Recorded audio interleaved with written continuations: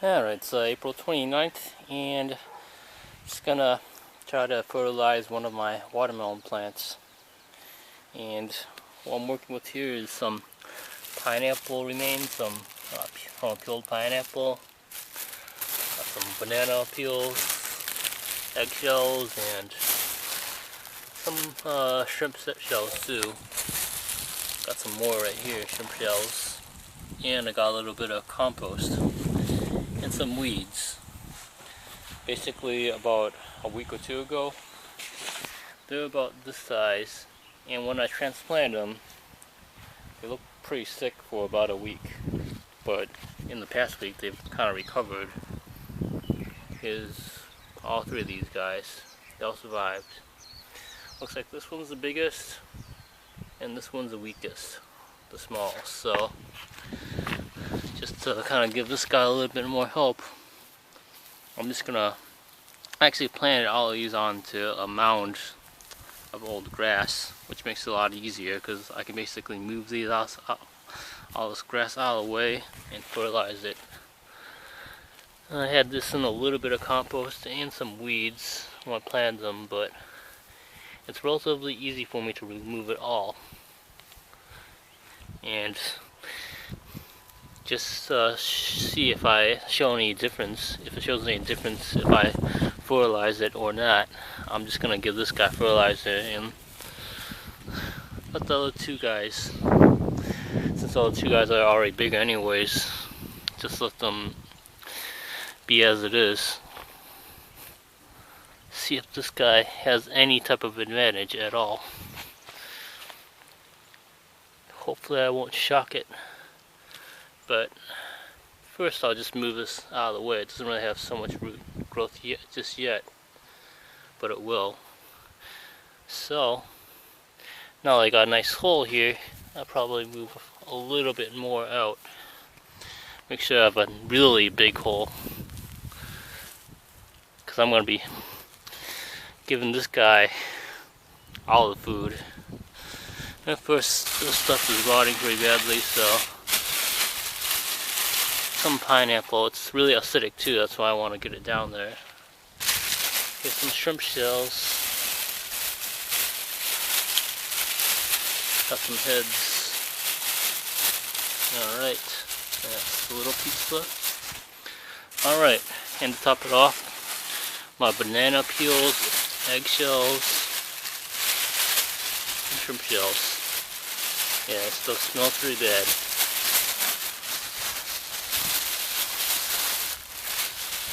Well, sometimes, once in a while, we'll get weasels or animals that try to dig up the stuff, so in order to prevent this, what I like to do is dump a bunch of weeds on there. It's about half a bucket, like about 2 gallons of weeds. Try to pack it in and make a little bit of a hole, so I can get some compost on top of here too. Now that's up. Now here's a good 5-gallon bucket of compost, and what I want to do is make sure I try to cover this so all this eventually starts to rot away and it becomes food for this guy.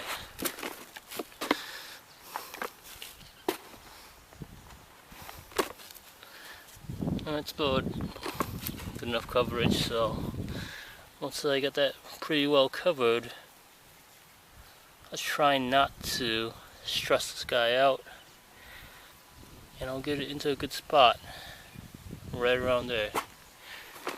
And what I'll do is I'll try to support the roots so as not to cause any stress.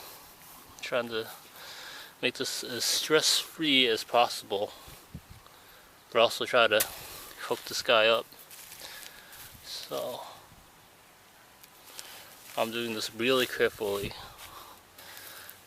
as not to break a single root, because as I learned from before, these guys are really prone to stress. So as I put some more clumps of grass around, I'll add a little bit more compost.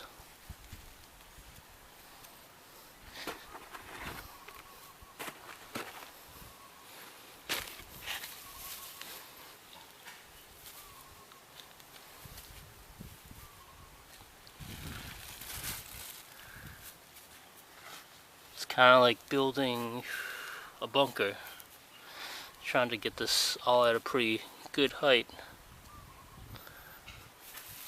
so it's not too high or too low. I want to be high enough so it can retain moisture when I water it, but I don't want it too high so that's going to choke out this little plant. So I'm basically making it nice, just like it was.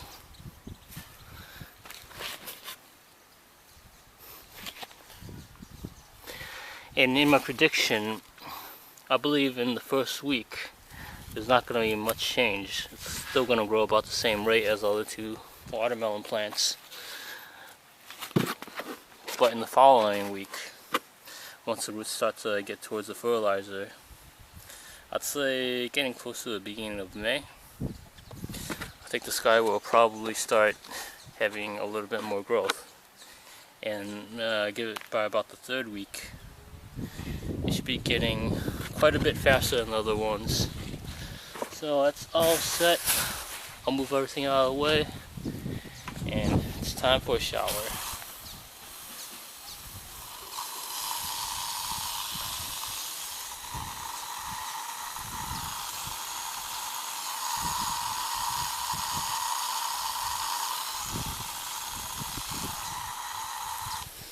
I usually water it in for about a good 10 seconds or so, just so I can get it nice and moist but not to drown it, and just wait another 3 or 4 weeks, maybe a month, and I'm gonna hope that this guy in the middle is gonna outperform the others.